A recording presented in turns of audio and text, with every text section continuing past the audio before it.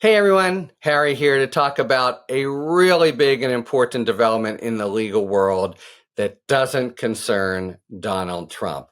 But it's big news that can affect how all of us live, even though it is under a kind of arcane, that seems to be the word of the day, area of law, which is antitrust. And antitrust is basically an area of law that is meant to blunt the impact of or prevent monopoly power being acquired by a particular company, which then can lead to all kinds of bad results in pricing, consumer service, and the like. That's a very oversimplified view of monopoly power. But the United States, giant number one. This is David versus David. Excuse me, Goliath versus Goliath. The United States is suing and alleging monopoly power of Google.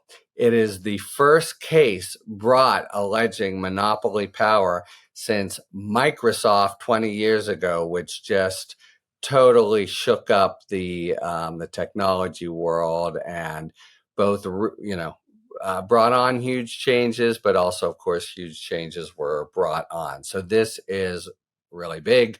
And here is the basic idea.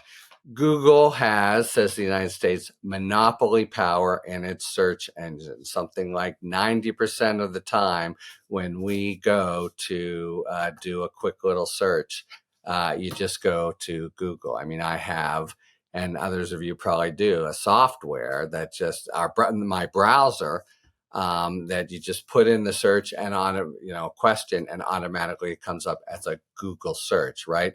That is really very formidable market power. And the argument is that other search engines can't possibly break in against poor little search engines that we've probably mostly never heard of, can't break in against big giant Google. All right, what does Google say? All right, so the first thing it says is, as I just mentioned, my and yours probably browsers that automatically go into Google, they have other deals worked out with, say, Apple and the like.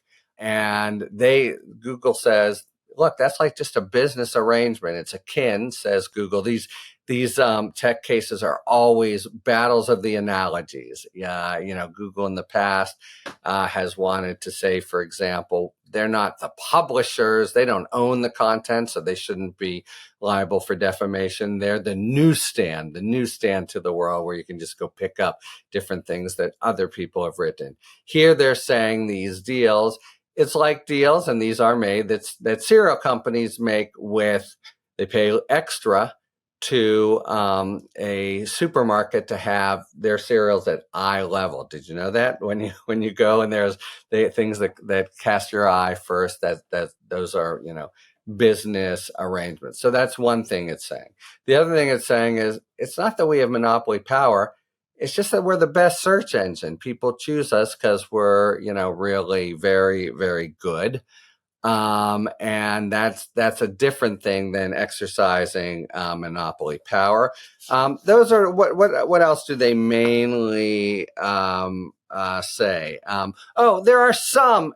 Here's another battle of analogies. There are successful competitors out there in the sense of places that one goes to get information or buy products. For example, Amazon. There's going to be a lot of focus on Amazon and experts back and forth. But Google says, yeah, you don't put in a search and well, you sort of do. You go to Amazon because you want to buy something, and then you put in, winter jacket, and that's equivalent, says Google, to a search on Google. So it's wrong to say that we have 90% of the market, because other people do. It's just a different kind of way of doing the same functionality. Likewise, TikTok, which I can tell you is happily one part of the tech world I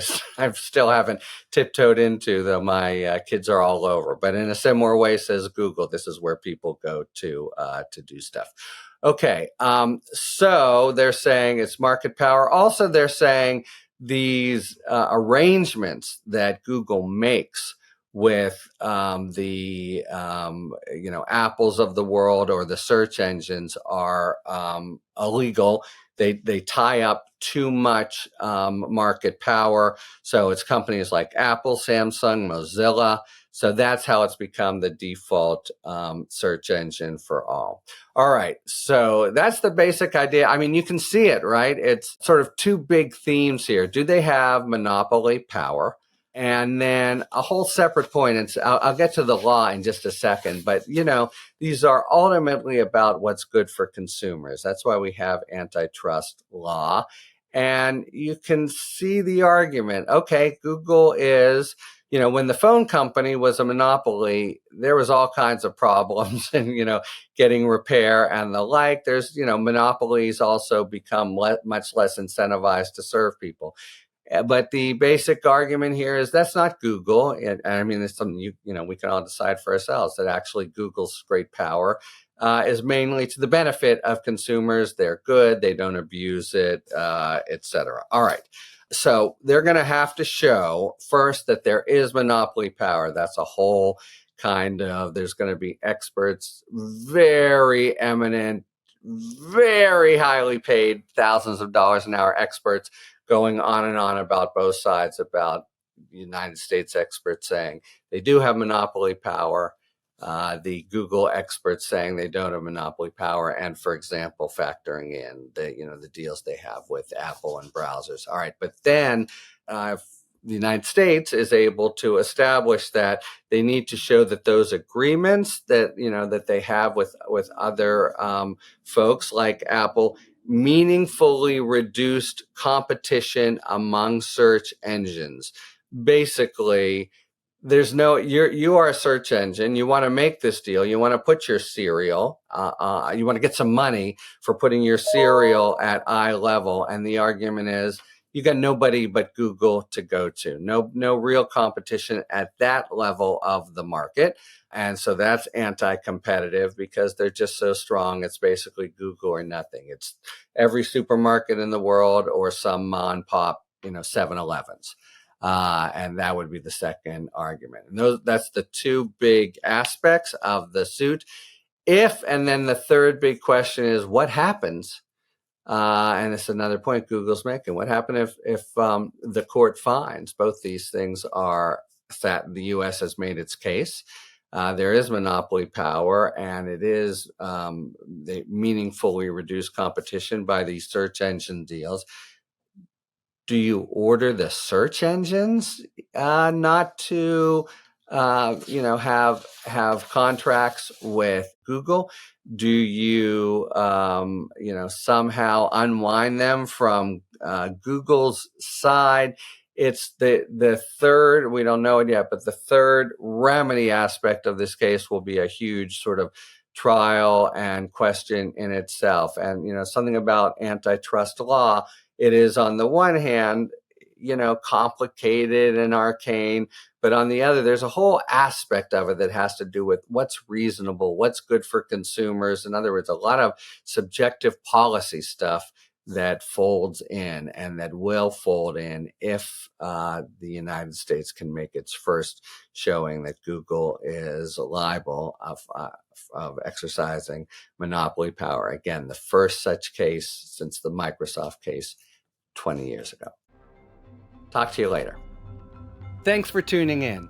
If you enjoyed this video and other Talking Feds content, please take a second to like and subscribe. Talk to you later.